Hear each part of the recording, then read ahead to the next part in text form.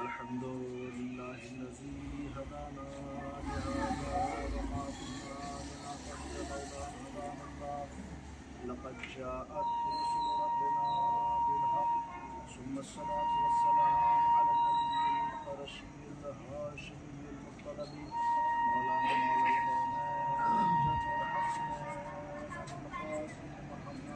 اللهم صل على محمد وآل محمد.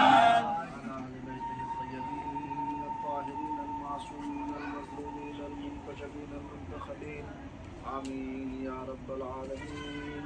أما بعد فقد قال الله تعالى في كتابه المجيد وفرقانه الحميد وقوله الحق بسم الله الرحمن الرحيم ومن آياته أن خلق لكم من أنفسكم أزواجا لتسكنوا إليها. صلوات الله. اللهم صل على محمد وآل محمد. ایک مرتبہ سورہ الحمد اور 3 مرتبہ سورہ اخلاص کی تلاوت فرما کر مرحومہ افشا کاظمی بنت سید مجاور حسین بسم اللہ اللهم صل على محمد وآل محمد.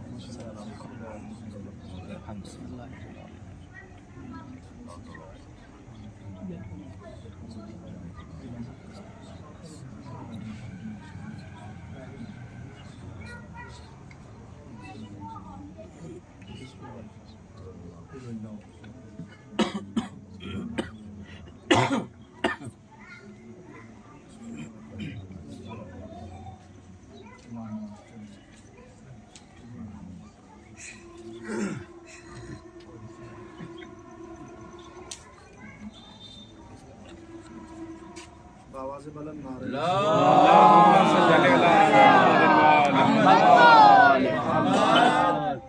عزیزان محترم، برادران عزیز، معزز سامعین کرام، آج کی یہ مجلس بعنوان برسی ہمارے درمیان میں جب وجود آئی، جس مومنہ کی مجلس برسی ہے، یہ مومنہ صوم و صلات کی پابند، عابد شمس زندہ دار اور جناب زینب سلام اللہ علیہ کی وہ کنیز تھی کہ جس طریقے سے جناب زینب سلام اللہ علیہ نے مدینے میں خطبات دیے، اسی طریقے سے ان کے مشن کو چلانے کے لیے زینب مشن کے نام سے انہوں نے بھی کام کیا، اور اسی وجہ سے اس مجلس کے لیے میں نے جس آیہ کریمہ کو آپ کے سامنے پیش کیا ہے، قرآن مجید کی بہت ہی مشہور و معروف آیت ہے، جس میں پروردگار عالم ارشاد فرما رہا ہے وَمِنْ آيَاتِهِ أَنْ خَلَقَ لَكُم مِّنْ أَنفُسِكُمْ أَزْوَاجًا لِتَسْكُنُوا إِلَيْهَا. پروردگار ارشاد فرما رہا ہے کہ وَمِنْ آيَاتِهِ، یہ اللہ کی نشانیوں میں سے ایک نشانی ہے. کون؟ عورت. وَمِنْ آيَاتِهِ، یہ اللہ کی نشانیوں میں سے ایک نشانی ہے، ان خلق لکم من انفسکم ازواجا، کہ جسے پروردگار عالم نے تمہارے نفسوں کے درمیان میں خلق کیا ہے جو زوجیت کا حق ادا کرتی ہے. کیوں خلق کیا؟ لِتَسْكُنُوا إِلَيْهَا، تاکہ تم اس کے ذریعے سے سکون حاصل کر سکو. عزیزان ایمان، آپ سے 1400 سال پہلے جب قرآن مجید اس عورت کی عظمت کو بیان کرنا چاہا تو قرآن مجید نے ارشاد فرمایا وَمِنْ آيَاتِهِ، یہ اللہ کی نشانیوں میں سے ایک نشانی ہے. آج سے 1400 سال پہلے تک ہر انسان صرف اور صرف یہ سمجھ رہا تھا کہ عورت خواہشات کا مجسمہ ہے، عورت خواہشات کا مجسمہ ہے.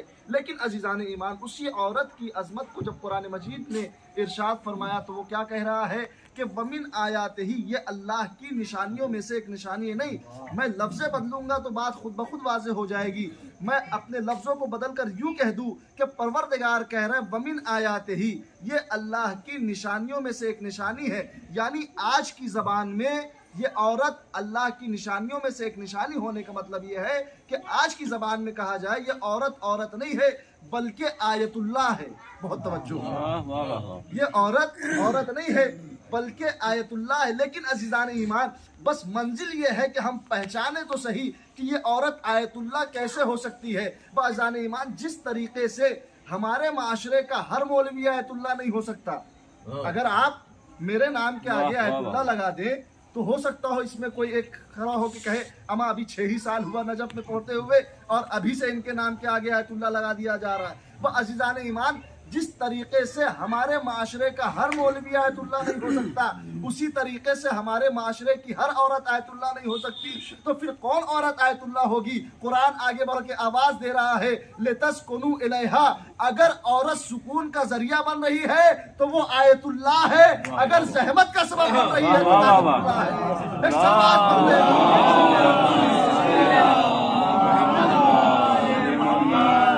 عزیزان ایمان، اگر عورت سکون کا ذریعہ بن رہی ہے تو وہ آیت اللہ ہے، اور اگر زحمت کا سبب بن رہی ہے تو لعنت اللہ ہے. عزیزان ایمان، آپ کی ذرا توجہ کیجئے کہ اگر کوئی عورت اپنے شوہر کے نفس کو سکون پہنچائے تو قرآن اسے آیت اللہ کے لقب سے نواز رہا ہے.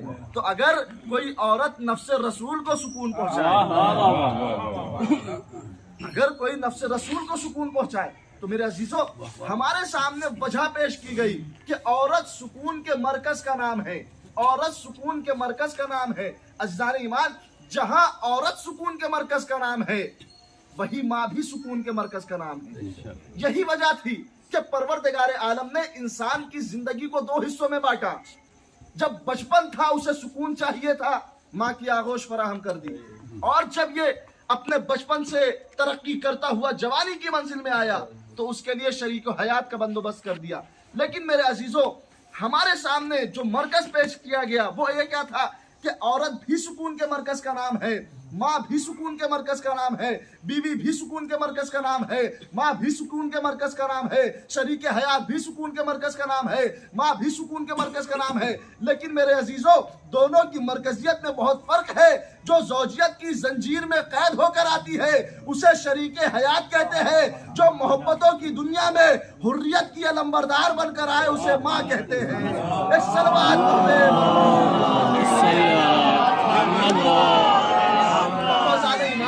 ماں بھی سکون کے مرکز کا نام ہے، بیوی بھی سکون کے مرکز کا نام ہے. لیکن میرے عزیزو، اگر آپ متوجہ ہو تو ایک فقرہ، ایک بات آپ کی خدمت میں عرض کر دوں. یہی مجلس کا اہم پیغام ہے کہ ماں بھی سکون کے مرکز کا نام ہے، بیوی بھی سکون کے مرکز کا نام ہے.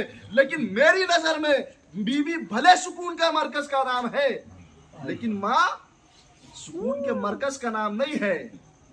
اگر ماں کے لیے کوئی لفظ تلاش کی جائے تو شاید وہ یہ ہو کہ ماں سکون کے مرکز کا نام نہیں ہے بلکہ ماں سکون کے مصدر کا نام ہے. بلکہ ماں سکون کے مصدر کا نام ہے. سارے ایمان، میں بات دلیل سے واضح کروں گا کہ بیوی بھلے ہی سکون کے مرکز کا نام ہو لیکن ماں سکون کے مرکز کا نام نہیں ہے.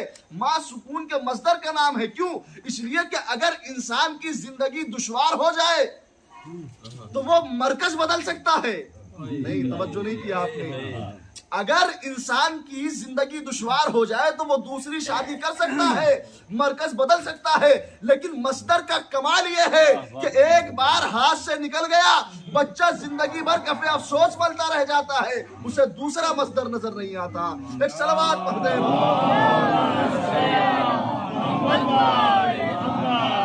سارے ایمان، تو ماں سکون کے مصدر کا نام ہے، بیوی سکون کے مرکز کا نام ہے، شریک حیات سکون کے مرکز کا نام ہے. میرے عزیزو، جب بات ماں کی آ گئی تو آپ کی خدمت میں عرض کرتا چلوں. کیا پر فرمایا رسول اسلام نے کہ الجنت تحت اقدام الامہات.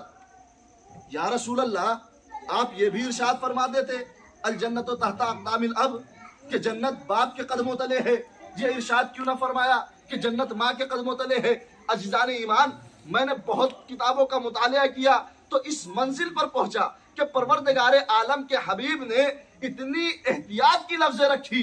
کیا کہا کہ الجنت تحت اقدام الامہات، جنت ماؤں کے قدموں تلے ہے. نبی نے یہ نہ کہا کہ جنت زوجہ کے قدموں تلے ہے.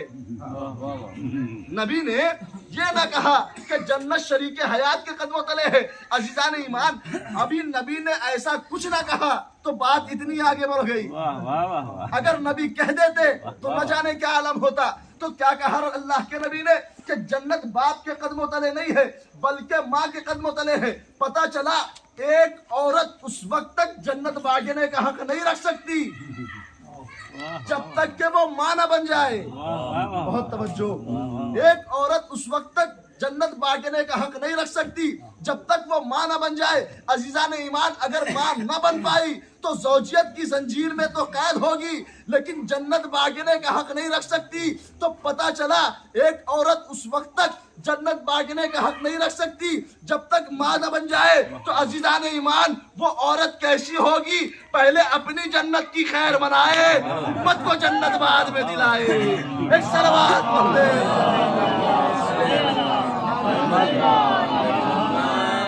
آپ پہچانیں گے نبی کے الفاظ ہیں، نبی کے الفاظ ہیں. اور عزیزان ایمان، آپ کی نگاہوں کے سامنے راہب کا واقعہ موجود ہے.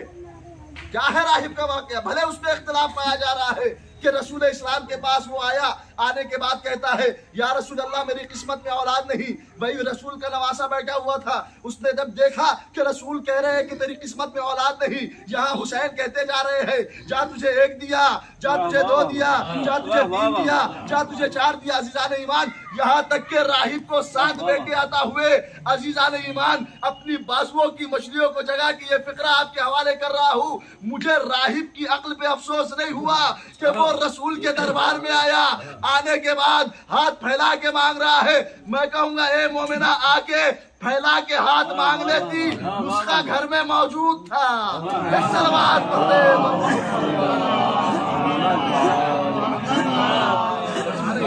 آپ پہچانے، یہی وجہ ہے. کیا کہا؟ اور جب ہم نے ماں کی عصمت کو پوچھنا چاہا تو خود قرآن نے، حدیثوں نے بارہا کہا کہ ماں کا احترام کیا جائے، والدین کا احترام کیا جائے. جب ہم نے قرآن سے پوچھا تو قرآن نے آگے بڑھ کے آواز دی وَوَصَّيْنَا الْإِنسَانَ بِوَلَدَيْهِ حُسْنًا، کہ ہم نے انسان کو وصیت کر دی کہ وہ اپنے والدین کے ساتھ نیکی سے پیش آئے. اے پروردگار، قرآن مجید میں تو نے لفظ وَوَصَّيْنَا کی لفظ کیوں رکھی؟ لفظ وصیت کیوں رکھا؟ لفظ امر بھی تو عربی کا لفظ ہے، لفظ حکم بھی تو عربی کا لفظ ہے. کہ نہیں نادان، یہی تو میں تمہیں بتانا چاہ رہا ہوں کہ میں نے لفظ وصینا اس لیے رکھی کہ امر اور حکم وہ ہوتا ہے کہ جو انسان ٹال سکتا ہے. امر اور حکم وہ ہے کہ جسے انسان ٹال سکتا ہے، لیکن وصیت وہ ہوتی ہے کہ جسے انسان ٹال نہیں سکتا. اسی لیے قرآن نے کہا وَوَصَّيْنَا الْإِنسَانَ بِوَلَدَيْهِ حُسْنًا، کہ ہم نے انسان کو وصیت کر دی کہ وہ اپنے والدین کے ساتھ نیکی سے پیش آئے، اپنے والدین کے ساتھ اخلاقی سے خوش اخلاقی سے پیش آئے. اور عزیزان ایمان، یاد رکھیے یہی وجہ تھی کہ پروردگار عالم نے اس انسان کی زندگی کو 2 حصوں میں بانٹا. ایک ماں کے حوالے کر دیا اور ایک باپ کے حوالے کر دیا. اور جب 2 چیزوں میں بانٹا تو عقل باپ کے حوالے کیا اور جذبات ماں کے حوالے کیے. اور یہی وجہ ہے، شریعت کا مسئلہ ہے کہ جب مستحب نماز ہو رہی ہے، اگر ماں بیٹے کو پکارے تو شریعت کہتی ہے کہ ماں کی آواز پر لبیک واجب ہے. شریعت کہتی ہے کہ بیٹا اگر مستحب نماز پڑھ رہا ہے، اگر بیٹا مستحب نماز پڑھ رہا ہے، ماں پکار رہی ہے تو بیٹے کے اوپر واجب ہے کہ اپنی نماز کو ترک کر کے ماں کی آواز پر لبیک کہے. اور اگر باپ پکارے تو چاہے اپنی نماز کو معراج جیسی رفتار دینی پڑے تب بھی اپنی نماز مکمل کرے، پھر باپ کی آواز پہ لبیک کہے. میں پروردگار کی بارگاہ میں پہنچا، اے پروردگار یہ کیا عالم ہے کہ باپ نسل کا عالم بردار، وہ پکارے تو نماز توڑنے کا حکم نہیں، لیکن ماں پکارے تو نماز توڑنے کا حکم.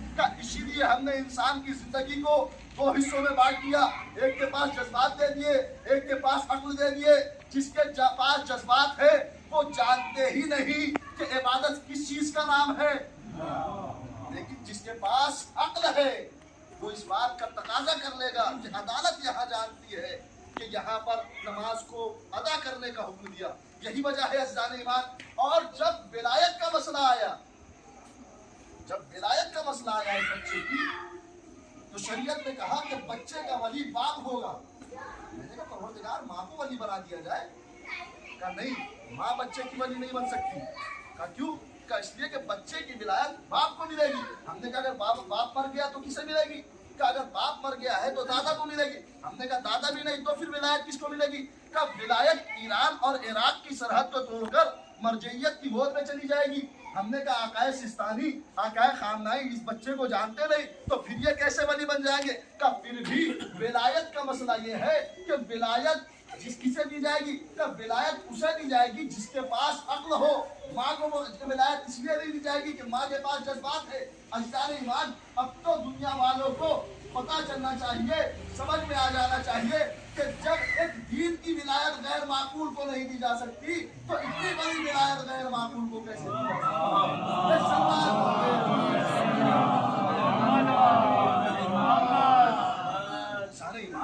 मंजिल है इंसान पहचाने कि क्या है अजमत निसा, क्या है इस औरत की अजमत। अज़ीज़ान ईमान, अगर ये औरत ना होती तो आज हमें इस तरह इत्तेहाद का दर्स ना मिलता। आज एक भाई जो दूसरे भाई के बगल में बैठा हुआ है, ये एक औरत का दिया हुआ पैगाम है जिसे ज़ैनब सलामुल्लाह अलैहा। अज़ीज़ान ईमान, ये जनाब ज़ैनब सलामुल्लाह अलैहा थी कि जो लोग दर दर भटक रहे थे उन्हें एक दर पे बुला के हर तरह का दर्स दे दिया कि आओ यहाँ सीखो, हम तुम्हें तफसीर का भी दर्स देंगे, हम तुम्हें तहरीर का भी दर्स देंगे, यानी जो तुम्हें सीखना है वो यहाँ आके सीखो। लेकिन अजीजों, उस ज़ैनब सलामुल्लाह अलैहा की अजमत को पहचाने, उस ज़ैनब सलामुल्लाह अलैहा की जितनी मंजिलत है, जितनी फजीलत है, वही उस बीबी के कितने मसाइब हैं। अज़ीज़ान ईमान, आप जरा तसव्वुर तो करेंगे बीबी कौन बीबी है? बीबी वो बीबी है कि जब बचपन का आलम था माँ इस दुनिया से रुखसत हो गई, इस बीबी ने अपनी माँ की टूटी हुई पसलियाँ देखी है। ये अज़ादारों, आपकी आंखों से आंसू रवा हो गए। कौन है ये बीबी ज़ैनब सलामुल्लाह अलैहा? बड़ी मुसीबत ज़दा बीबी है। बचपन के आलम में माँ की टूटी हुई पसलियाँ देखी और जरा सी आगे बढ़े अजीज़ान ईमान, जब 40 हिजरी का रमजान आया, यही बीबी थी कि जो अपने बाप के सर पे ज़रबत लगती हुई देखी है। अजीज़ों, यहाँ पे भी ज़ैनब के मसाइब खत्म ना हुए और आगे बढ़िए अजीज़ान ईमान, वो वक्त भी आया कि जब हसन के जनाजों पे तीर बरसा, यही बीबी थी जो हसन के जनाजे से तीर निकाल रही थी। नहीं मेरे अजीजों, और मसाइब आगे बढ़ा। लो अज़ादारों, ये बीबी करबला पहुंच गई। अरे करबला पहुंचना था, ये बीबी ने वो मंजर देखा। खुदा किसी भाई को वो मंजर न दिखाए जो जनाबे ज़ैनब ने करबला के तपते सहरा में देखा। अरे क्या देखा?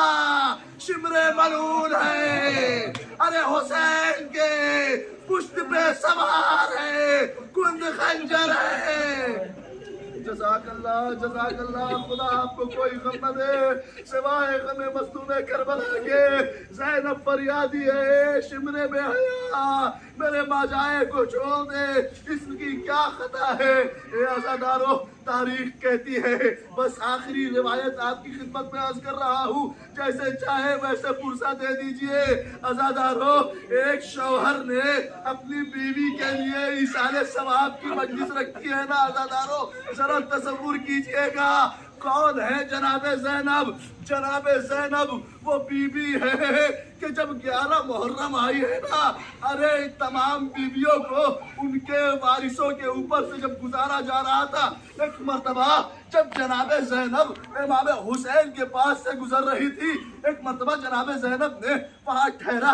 एक मर्तबा जनाबे ज़ैनब कहती है कि बचपन का आलम था, मुझे एक वक्त याद आ गया कि मैं महवे इस्तराहत थी और आंगन آنگن سے ذرا سی دھوپ میرے چہرے پہ آ رہی تھی. عزادارو بس یہ وہ روایت جیسی جناب زینب کو یاد آئی. جناب زینب سلام اللہ علیہ کہتی ہے کہ میرے رخسار پہ جب یہ دھوپ آ رہی تھی نا تو میری آنکھوں پہ جب دھوپ آنے لگی تو میں نے دیکھا کہ حسین مظلوم نے میرے چہرے پہ اپنے ہاتھوں سے سایہ کر لیا. اے عزادارو ارے جب کربلا میں زینب آئی اب کیا تھا؟ زینب نے حسین کا طواف کرنا شروع کیا. طواف کرتے کرتے کہتی ہے اے بھیا ارے زینب کو معاف کرنا. ارے آج زینب اتنی مجبور ارے چادر نہیں تیری جسم کو.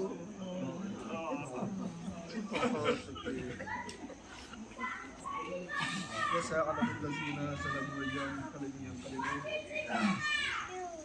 إنا لله وإنا إليه راجعون. بذنب قضائه تسليما